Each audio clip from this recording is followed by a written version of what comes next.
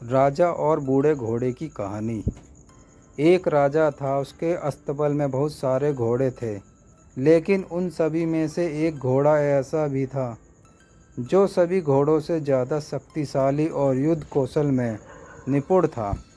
राजा हर युद्ध में उसकी पीठ पर बैठकर जाता और युद्ध जीतकर आता था, इसलिए राजा उसे बहुत प्यार करता था।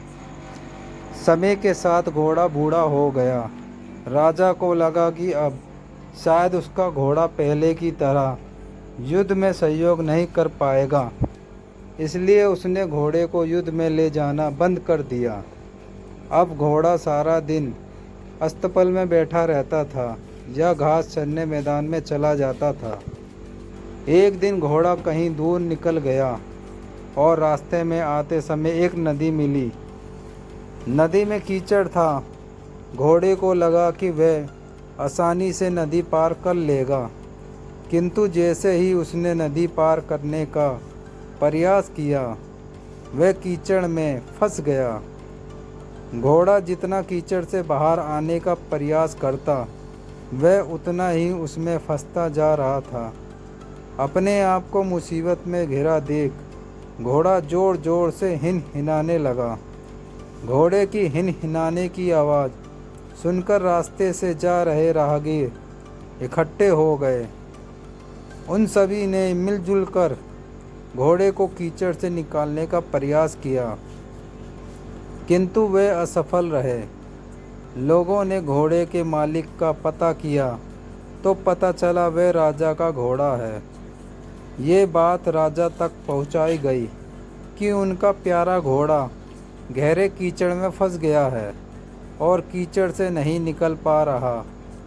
राजा अपने सैनिक के साथ घटना स्थल पर पहुंचा और घोड़े को निकालने का प्रयास करने लगे, किंतु उन्हें भी असफलता नहीं मिली। अब राजा भी बहुत परेशान हो गया। उसने अपने मंत्रियों को बुलाकर सलाह ली।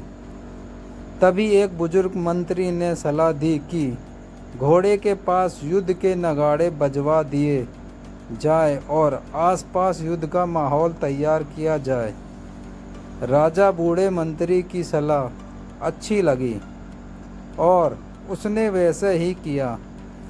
जैसे ही नगाड़े बजे, तलवारों और ढालों की आवाज़ गूंजी, वैसे ही बूढ़े घोड़े में मानो फिर से जवानी आ गई और मानो उसकी नसों में खून का संचार कई गुना बढ़ गया हो।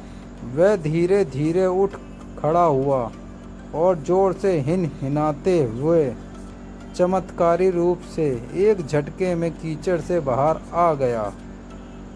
राजा ने बूढ़े मंत्री से पूछा, ये चमत्कार कैसा हुआ?